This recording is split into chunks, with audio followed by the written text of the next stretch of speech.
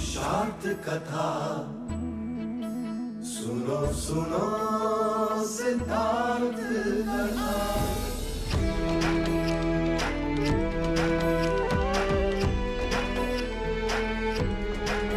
संसार में दुख का कारण क्या, संताप शोक का निवारण क्या। संसार में दुख का कारण क्या, संताप शोक का निवारण क्या। इस खोज में सब कुछ त्याग दिया, हर वैभव से वैराग लिया। वो सृष्टि से संयुक्त हुए, सिद्धार्थ से गौतम बुद्ध हुए।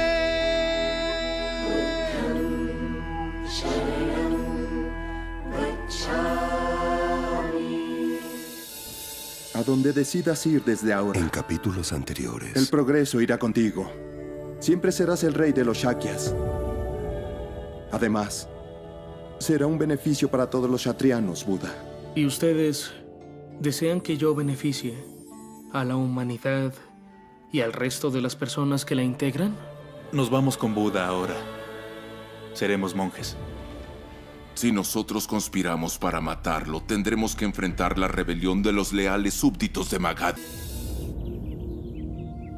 शाक्यमुनि! शाक्यमुनि!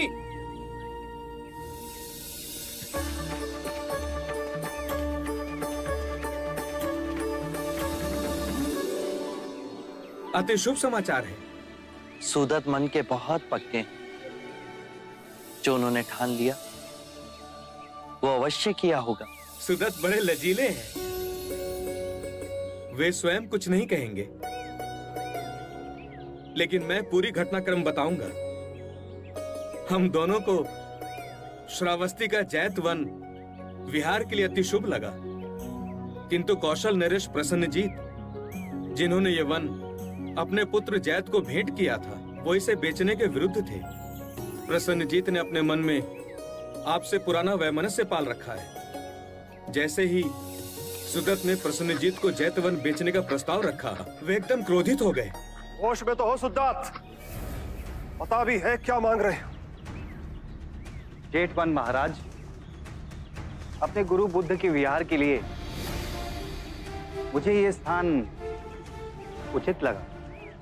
हम अपना जैतवन सिद्धार्थ को नहीं देंगे। बड़ा प्रतिशोध है हमारे मन में उसके लिए। अब क्षमा करें महाराज, अब वो सिद्धार्थ कहां रहे? साम्यक संबोधि प्राप्त बुद्ध बन गए। दुखी मानवता को शांति और प्रेम के पथ पर ले जा रहे हैं। भूखे नंगों को अपना अनुयायी बनाना कौन सा कठिन काम है? महाराज, स्वयं महाराज बिंबिसार उनके अनुयायी बने। ब्राह्मणों के सर्वश्रेष्ठ उर्विला कश्यप और उनके सारे अनुयायी बुद्ध के शरण में आए और भिक्षु बन गए। बुद्ध एक परम विभूति है। यदि ये निधि श्रावस्ती आएगी तो अनगिनत मनुष्यों का कल्याण होगा महाराज। तो चलो, मानवता के कल्याण हेतु मैं तुम्हें ये वन दे दूंगा, परंतु तुम्हें इसका मूल्य चुकाना होगा। जो आप कहें महाराज, मुझे स्वीकार है। जैतवन की जितनी भूमि को तुम स्वर्ण मुद्रा से ढाक सको, उतनी भूमि तुम्हारी हो। परंतु याद रहे, एक सुई की नोक भर धरती भी मुद्रा से ढक जानी चाहिए। मैं पूर्ण चेष्टा करूंगा महाराज। मैं अचंभित था, लेकिन सुदत की भक्ति में जो शक्ति है उसका अनुमान प्रसन्नजीत नहीं लगा पाए। सुदत अपनी प्रशंसा सुनने में बड़े संकोची हैं। इन्होंने अपने कोष की सारी मुद्राएं बैलगाड़ियों में लदवाकर जैतवन की धरती के हर कोने को पूरी तरह से ढांक दिया, और जब सब धन व्यय हो गया तो सुदत की जो बची संपत्ति थी उसे बेचकर और स्वर्ण मुद्राएं खरीदी और उससे हर एक कोने को ढांक दिया।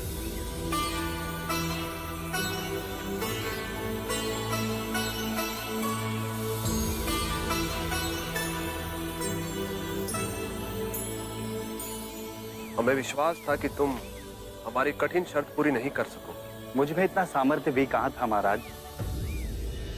ये तो बुद्ध की कृपा है कि मैं अपने दिए हुए वचन को पूर्ण कर सका। सिद्धार्थ से तुम इतने प्रभावित हुए सिद्धार्थ कि जीवन की पूंजी अपनी सारी कमाई दांव पे लगा दी। सिद्धार्थ नहीं रहे वो, हम असंख्य सोए हुए मनुष्यों में केवल एक ही है जो जाग गया है, बुद्ध बन गया है। बुद्ध के जहां जहां चरण पड़ेंगे वो धरती पावन हो जाएगी, तीर्थ बन जाएगी। यदि आपने मुझसे मेरे प्राण भी मांग लिए होते तो वो भी मैं भेंट कर देता। फिर ये धन तो बहुत तुच्छ है महाराज। व्यक्ति के नाम के अनुसार उसके गुण, उसके आचरण बहुत कम मेल खाते हैं, परंतु जैसे तुम हो उतना ही शुभ तुम्हारा नाम भी है। अनाथ पिंडिका।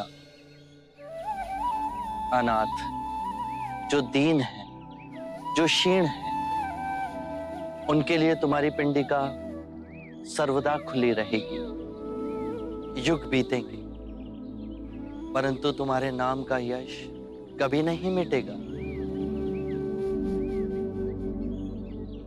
प्रेम से दिया हुआ रूखा सूखा भी रुचिकर हो जाता है। तुमने तो अपना तन, मन, धन सब कुछ लुटा दिया। आभार तुम्हारी इस मैत्री का। आप जेतवन पधारेंगे ना बुद्ध? अवश्य, मैं जेतवन अवश्य पधारूंगा। अभी आप अपने आश्रम में जा विश्राम कीजिए, हमें भिक्षाटन के लिए जाना है।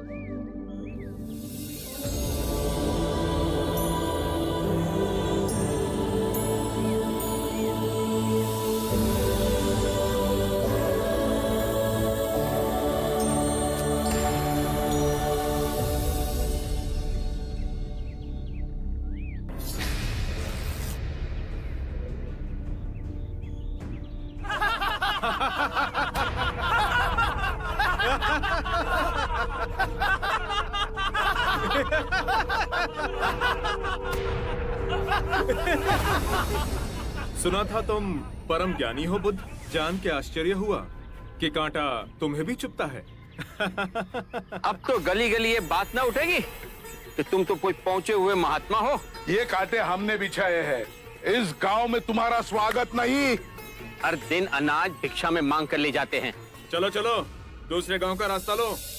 मेरा आप लोगों से अनुरोध है कि मुझे अपने गांव में भिक्षाटन करने दें।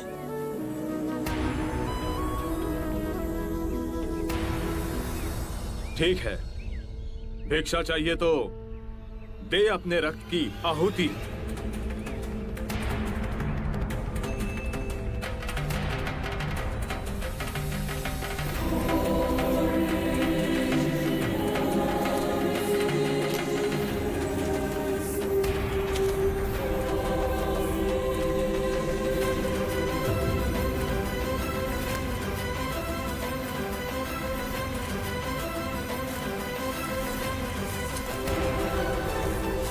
सुमित, रास्ता बुहारा तो इस गांव से तेरा दाना पानी उड़ जाएगा।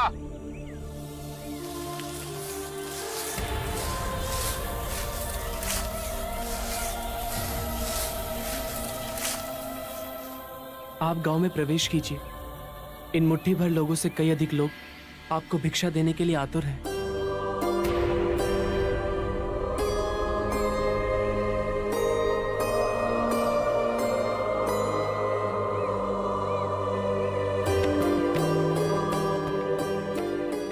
आप मुझे ना छोड़ें। हाँ? नहीं तो मेरी छाया भी पड़ी, आप दूषित हो जाएंगे। क्यों दूषित हो जाऊंगा मैं? तुम भी हम सभी की तरह मनुष्य ही हो, और एक मनुष्य का स्पर्श दूसरे मनुष्य को कैसे दूषित कर सकता है? केवल लालच, घृणा, मोह, तृष्णा, हम ही मनुष्य को दूषित करते हैं। और तुम जैसा मनुष्य जिसमें इतना प्यार भरा हो, वो केवल दूसरों को सुख ही दे सकता है, दुख नहीं। कैसे महात्मा हो तुम? तुम्हें तो जाति वर्ण का ज्ञान भी नहीं है। चोला पहने कोई सन्यासी नहीं होता। अरे पाखंडी हो तुम, पाखंडी। जो मानव से उसकी मानवता को छीनता है, पाखंडी वो होता है। यदि मुझे पाखंडी कहे आप सभी को संतोष मिलता है तो ये उचित है, परंतु इस मनुष्य में भी हमारी तरह प्राण बसे। इसे नीचा कहे, इसका तिरस्कार करना सबसे बड़ा पाखंड है। यदि जानते नहीं हो तो मैं बता दूं, ये धर्मशास्त्र है। पाखंड कैसे हुआ? जिस मिट्टी से सारी मानवता का सृजन हुआ, उसी से इसका भी हुआ। मानव और मानव में भेद कर आप सृजनकर्ता पर कीचड़ उछाल रहे हैं।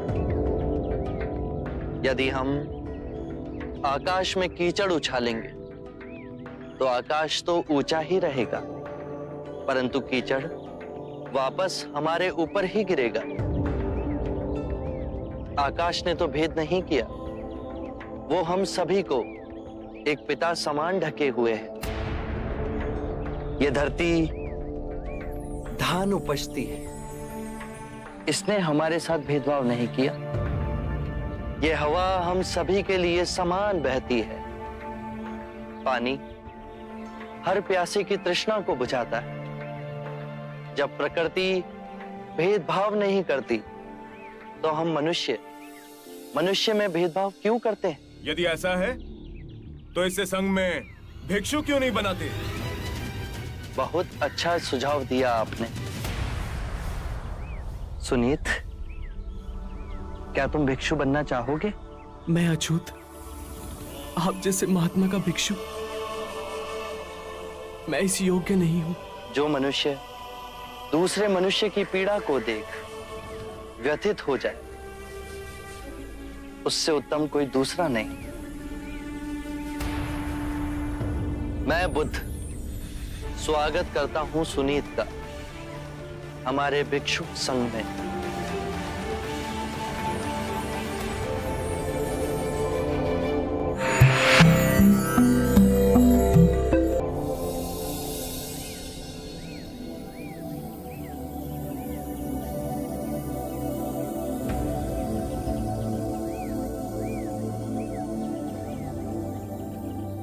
सारा जीवन किसी ने दया के दो शब्द ना कहे मुझसे, और आज इतनी करुणा बरसी है। पहली बार ऐसा लग रहा है कि मैं भी मनुष्य हूं, पर जो मैं कर रहा हूं यह अधर्म तो नहीं? जो अधर्म आज तक हुआ वो अब नहीं होगा। हर मनुष्य में चेतना का द्वार है, बस उसे ही अपनी संभावना को पाना है,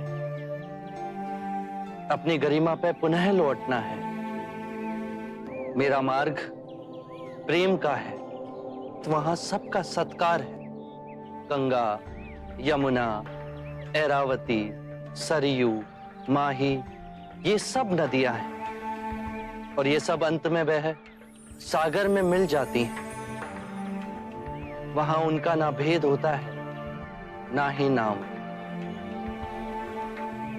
उसी प्रकार जिस भी मनुष्य ने अपना गृह त्याग कर सत्य के पथ पर चलने का निश्चय किया, चाहे वो ब्राह्मण हो या क्षत्रिय, वैश्य या शूद्र ही क्यों ना हो, उसी महासागर में विलीन हो जाते हैं।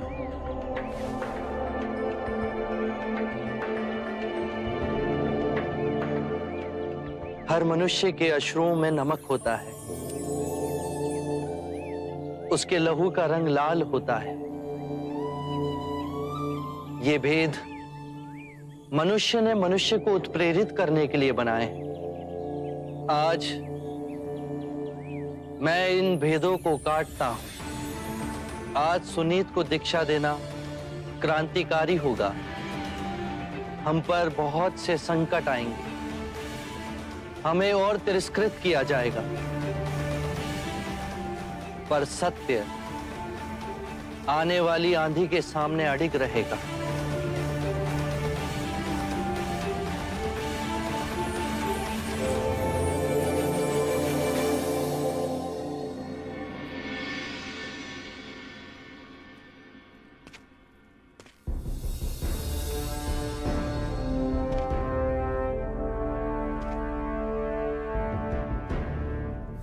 क्या नहीं किया तुम्हारे लिए?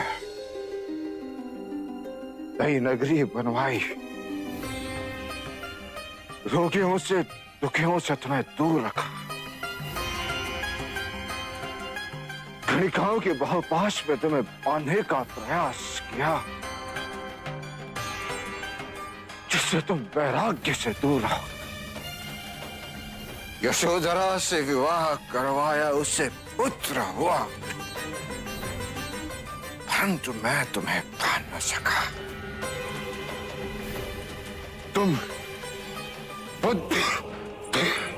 महाराज, महाराज, आप क्या कर रहे हैं? आपको वैद्यराज ने विश्राम करने के लिए कहा था। देख नहीं रही हो, मैं सिद्धार्थ से बात कर रहा हूं। महाराज, ये केवल मिट्टी की एक मूर्त है, सिद्धार्थ नहीं। हम भी तो इसी मिट्टी की मूर्त है। एक दिन इसी मिट्टी में मिलना है। देव, देव, देव, देव, देव।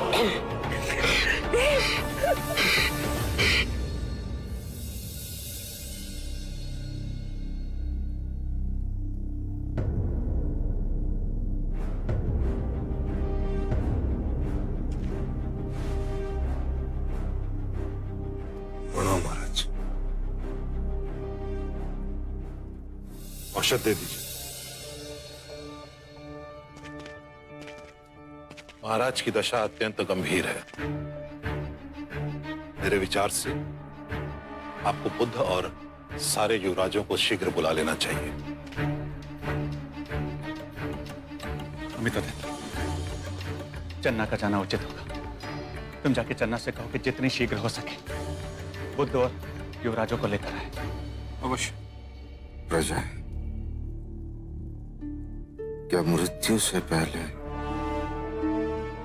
अंतिम बार में सिद्धार्थ को नहीं देख पाऊंगा? ऐसे अपशकुन बातें मत कीजिए, आपको कुछ नहीं होगा पिताजी। वैद्यराज अभी अभी निरीक्षण करके गए। छोटा आश्वासन ना दो पुत्री, मेरे जाने का समय आ गया। देव, ऐसे मन छोटा मत कीजिए। प्रजापति, मेरे पास समय बहुत कम है। सिद्धार्थ को देखने के लिए मेरे प्राण छटपटा रहे। देव, देव, क्या मैं राहुल और नंद को देखने से वंचित रह जाऊंगा? भाई महाराज, चन्ना बुद्ध को लेने निकल चुका है। सारे राजकुमार भी एक साथ ही आएंगे।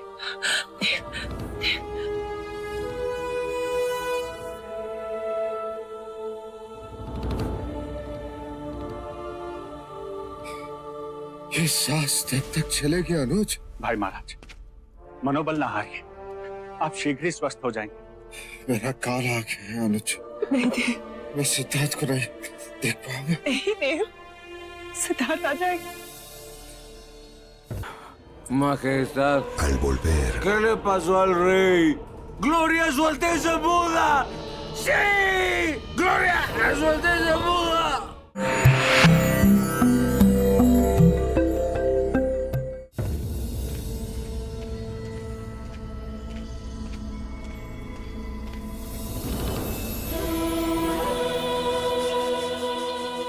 बुद्ध,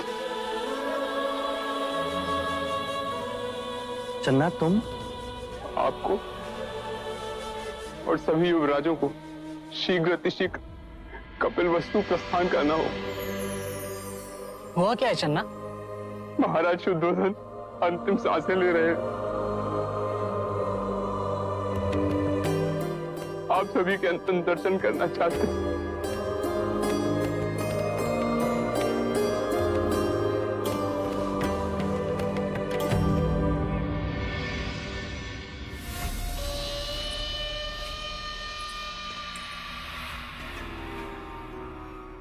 इस समय कहां जा रहे हो? रंग भवन। मूर्ख, वहां महाराज मृत्युशैया पे है और तुझे अपना विलास सूझ रहा है।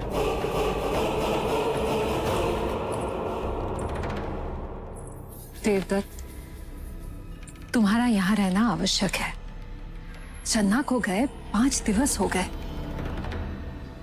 बुध और बाकी सारे युवराज किसी भी समय यहां आ जाएंगे और ऐसी परिस्थिति में तुम्हारी अनुपस्थिति ठीक नहीं होगी। महाराज किसी भी समय अपना उत्तराधिकारी घोषित करेंगे। हाँ पुत्र, मेरा ही नाम घोषित किया जाएगा। मंगला, तुम ही इसे समझाओ। इसमें समझाना क्या है पिताजी? मैं ही राजा बनने के योग्य हूं, क्योंकि बाकी जितने भी प्रतिद्वंदी थे मेरे, वो तो भिक्षुक हो गए। देव, कुछ तो लोक लाज की शर्म करो।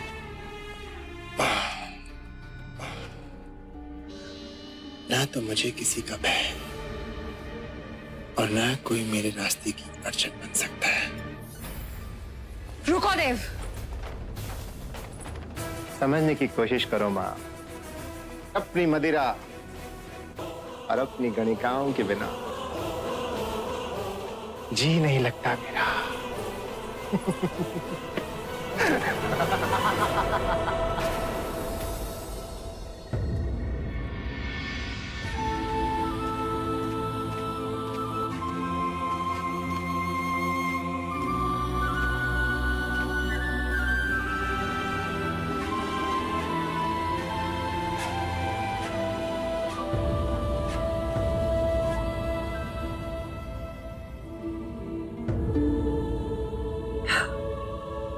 महाराज, महाराज, देखिए तो कौन आया है?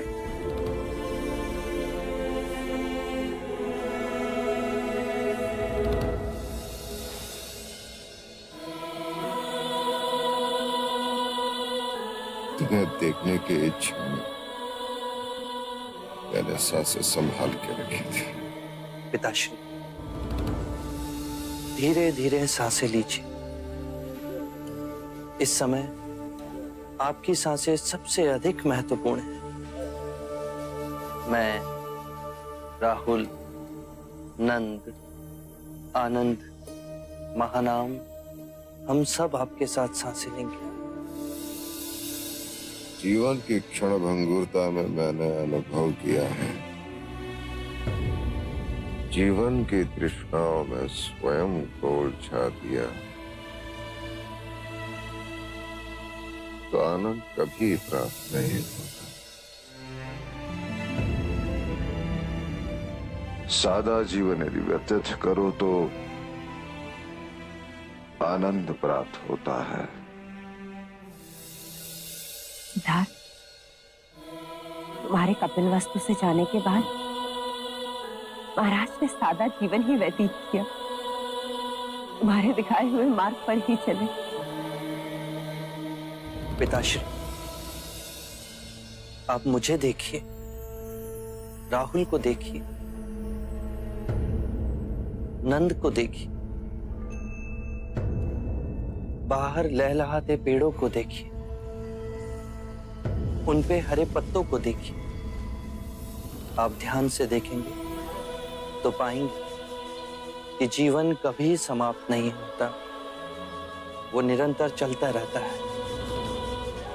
वैसे ही आप मुझ में जीवित रहेंगे, राहुल में जीवित रहेंगे, नंद में जीवित रहेंगे। यहाँ जितने भी आपके प्रियजन हैं, उन सभी में आपकी जीवन ऊर्जा विद्यमान है।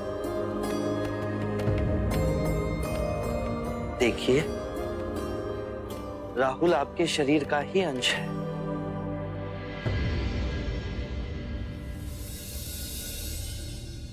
तुमने मेरे हृदय में जो मृत्यु का भय था वो निकाल दिया। बस एक ही बोझ है मन पर कि कपिल वस्तु का उत्तराधिकार किसे दिया जाए। शाक्यों को उनका महाराज न दे सका तो आप नंद को महाराजा घोषित कर दीजिए।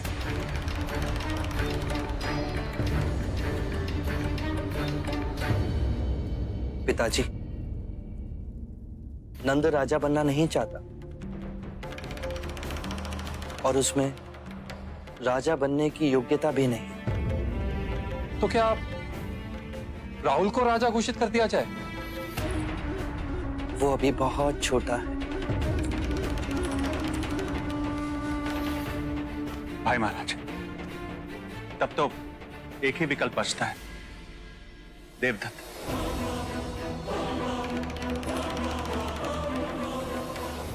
यदि आप चाहें तो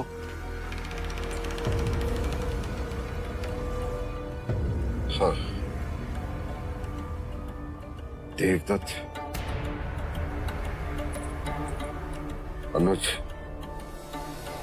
देवदत्त का बस आता ही होगा। वो कौशल सीमा पर निरीक्षण करने के हैं। प्रेम मदिरा रास लीला रंग भवन में सब चले।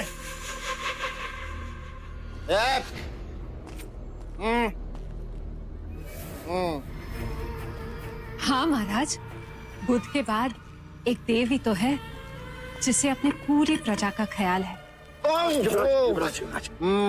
संभालिए, संभालिए अपना। ठीक है।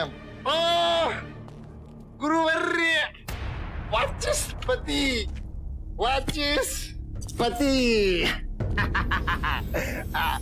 ओ, महाराज, महाराज। आपका नाम वाचस्पति किसने रखा? प्रेम मदिरा रास लीला रंग भवन में सब पले। प्रेम मदिरा रास लीला।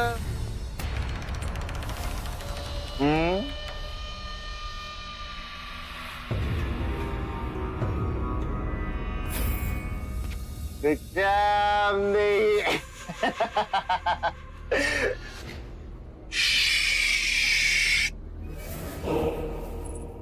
महाराज, क्या हो गया महाराज पे? ओ युवराज बुद्ध, युवराज बुद्ध की जय, युवराज बुद्ध की।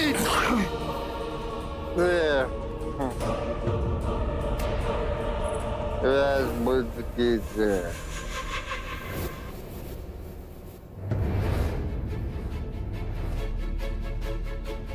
आप सर्वज्ञानी, कृपया आप ही बताएं, क्या शाक्य कुल का भविष्य देवदत्त के हाथ में सुरक्षित है? स्वयं को नहीं संभाल सकता, राज्य की प्रजा का भार क्या उठेगा?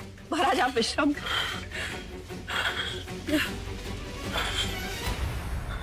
जिसे समय, स्थान और अवसर का ज्ञान न हो, उसके हाथों में लाखों लोगों का भविष्य सौंपना दुर्भाग्यपूर्ण होगा। कपिल वस्तु का उत्तराधिकारी युक्त किए बिना ही मेरी मृत्यु हो जाएगी। नहीं पिताश्री, एक व्यक्ति है जो निष्ठावान, कर्मार्थ, और मैंने स्वयं उसे परखा है।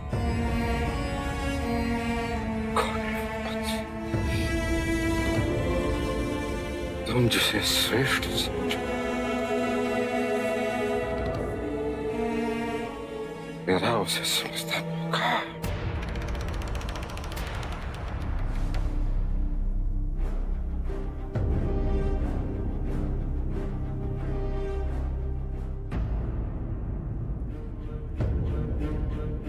लीजिए महाराज, और पहना दीजिए अपने उत्तराधिकारी को।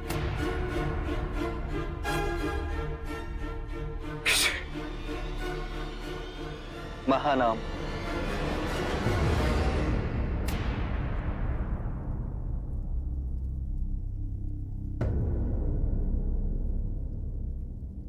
महानाम, यहां आओ। ज्येष्ठ, क्या मैं इस योग्य हूं? लीजिए महाराज।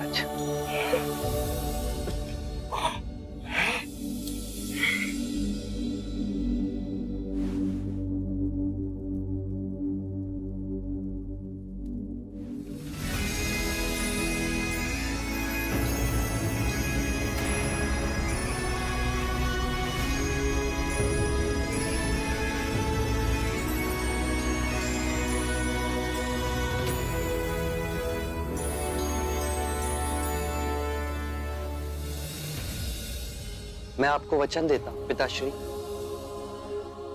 मैं तब तक कपिल वस्तु से नहीं जाऊंगा जब तक महानाम पूर्ण राजपाट संभाल नहीं लेता।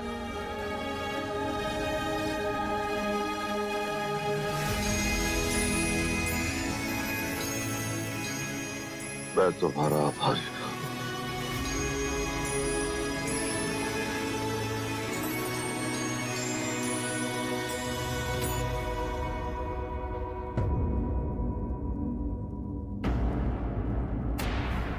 महाराज, महाराज, देव!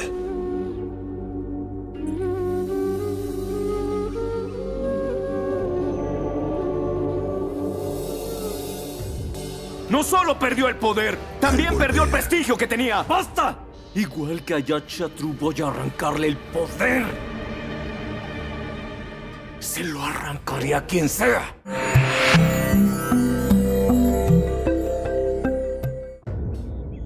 जीवन और मरण हर मनुष्य के जीवन का क्रम है। यदि हम चेतना में हो इस विधान को देखें तो हर दिवस हम स्वयं को वासनाओं से मुक्त कर सकते हैं। ऐसा जीवन जी सकते हैं जहां शांति, आनंद और संतोष का सर्वदा वास हो। यही हर धर्म का सार है, यही हर जीवन की सच्चाई है। ना जन्म होता है, ना मृत्यु होती है, ना सृजन होता है, ना प्रलय आती है, ना कुछ घटता है, ना ही कुछ बढ़ता है। चारों ओर केवल शांति, शांति, शांति।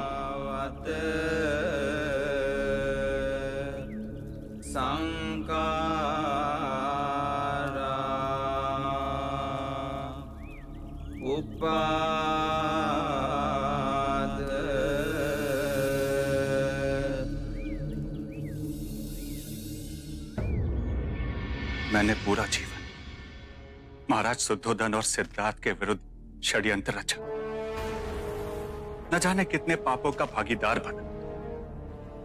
जानता है किस लिए? जानता है तुझे राजा बनाने के लिए। और विधि ने हमारे साथ ऐसा उपहास किया। महाराज शुद्धोधन और सिद्धार्थ स्वयं तुझे राजा बनाने को तैयार थे और तू अपने पैरों पे खड़ा ना हो सका। लोग तो अपने पैरों पे कुल्हाड़ी मारते हैं, पर इसने तो कुल्हाड़ी पे ही पैर मार दिया। कितना रोका कि मर जा पुत्र, मर जा।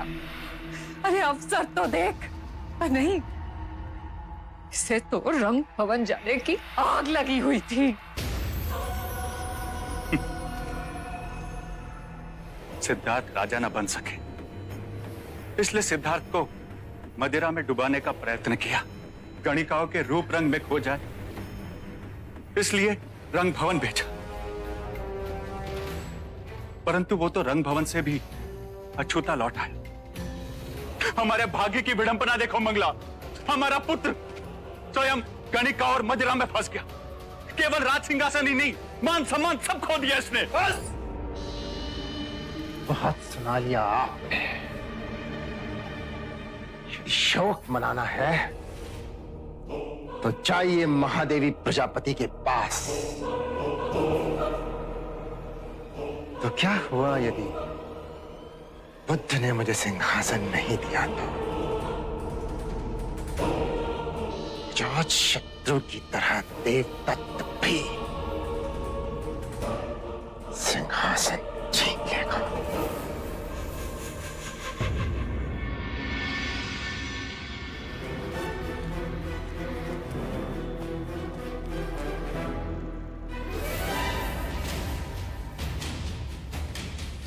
माँ, आशीर्वाद दे मुझे। मैं अपना प्रतिशोध लेने जा रहा हूं।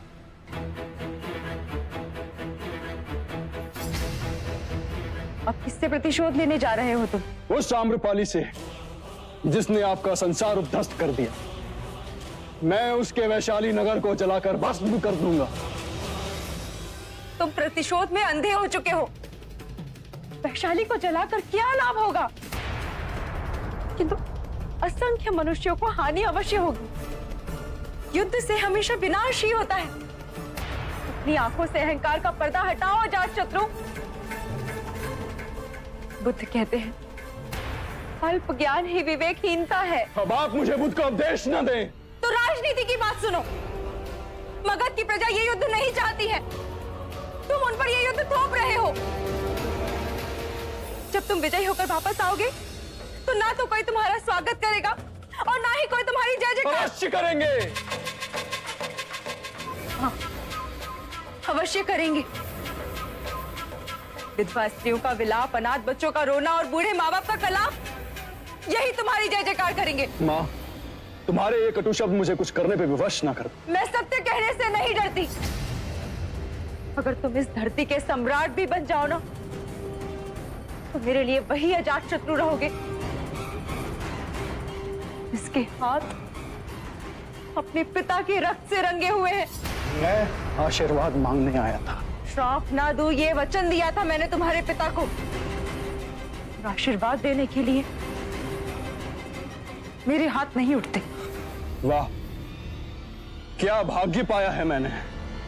जिस माँ के स्वाभिमान के लिए मैं अपनी जान पर खेलने जा रहा हूँ, उस माँ के मुख से आशीर्वाद तो दूर, मेरे लिए अपशब्द निकल रहे हैं। ठीक है माँ, कई बार बताया है ना तूने कि तेरी कोख में मुझे मारने के कितने प्रयत्न किए गए। एक नवजात शिशु से उसकी माँ का दूध छीन विष देने का प्रयत्न किया।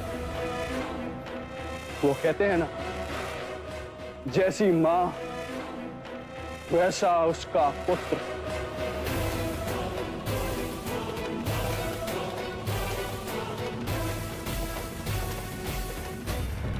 Yo no puedo atacar Kapilvastu en este momento. No puedo. ¿Matar a Buda? ¿Por qué? Yo no tengo enemistad con él.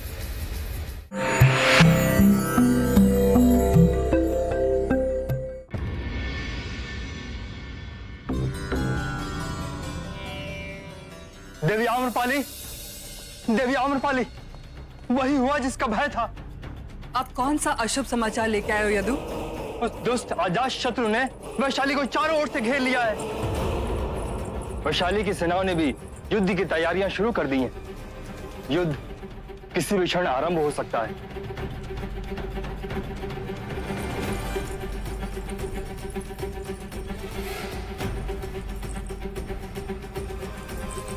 ये और मेरे सारे आभूषण ले जाओ और वैशाली के राजकोष में समर्पित कर दो। और मुझसे जो बन पड़ेगा मैं करूंगी, पर इस युद्ध में अपनी वैशाली को पराजित नहीं होने दूंगी मैं। महाराज बिंबिसार के शासन में ऐसा अनर्थ कभी ना होता। वो बुद्ध के दिखाए मार्ग पे चले और वो अहंकारी अजात शत्रु प्रतिशोध के मार्ग पे चल रहा है। पर पराजय अजात शत्रु की ही होगी और इस अधर्म के युद्ध में वैशाली की विजय होगी।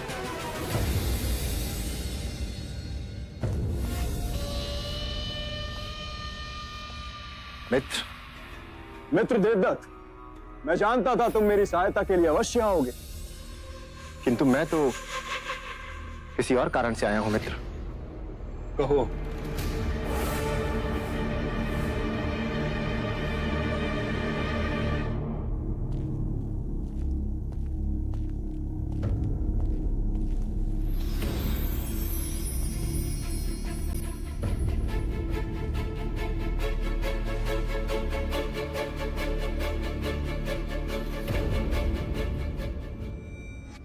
मित्र, शाक्यों के महाराज शुद्धोधन की मृत्यु हो चुकी है और उन्होंने महानाम को शाक्यों का महाराजा घोषित करके उसका राज्याभिषेक भी कर दिया है। महानाम के राज्याभिषेक के पीछे सिद्धार्थ का हाथ है। तो मित्र, इससे पहले कि महानाम शाक्यों की बागडोर अपने हाथ में अच्छी तरह से ले ले, कपिलवस्तु पे आक्रमण करना है। सिद्धार्थ और महानाम को मारकर मैं स्वयं सिंहासन पे आरूढ़ होना चाहता हूं। मित्र, शाक्यों का महाराज बनने के लिए मेरे लिए ये स्वर्णिम अवसर है। मित्र, मुझे वैशाली से प्रतिशोध लेना है। इस समय मेरा कपिलवस्तु पे आक्रमण करना संभव नहीं, और मैं महानाम को क्यों मारूं? मेरे लिए मित्र, बुद्ध का वध कर। क्यों? उनसे तो मेरी कोई शत्रुता नहीं।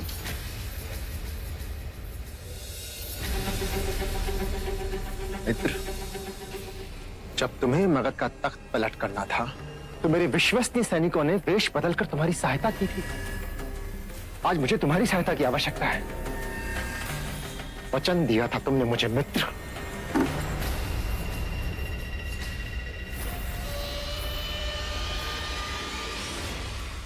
मित्र, तुमने मुझे वचन दिया था कि समय आने पर तुम मेरी सहायता करोगे, और आज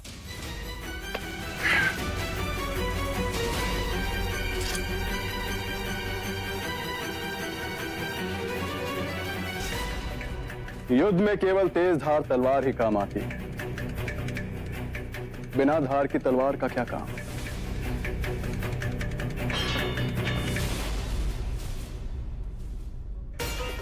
वैसे ही मैत्री भी अपने स्वार्थ के लिए की जाती है। जब मेरा स्वार्थ था, मैंने मैत्री की।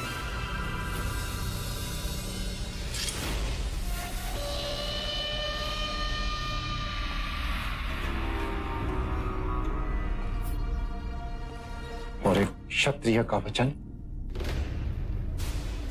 योद्धा केवल क्षत्रिय नहीं होते, राजनीतिज्ञ भी होते हैं। और राजनीति में वचन केवल इसलिए दिए जाते हैं ताकि तोड़े जा सके। दूर से आए हो, थक गए होगे मित्र, थोड़ा विश्राम कर लो।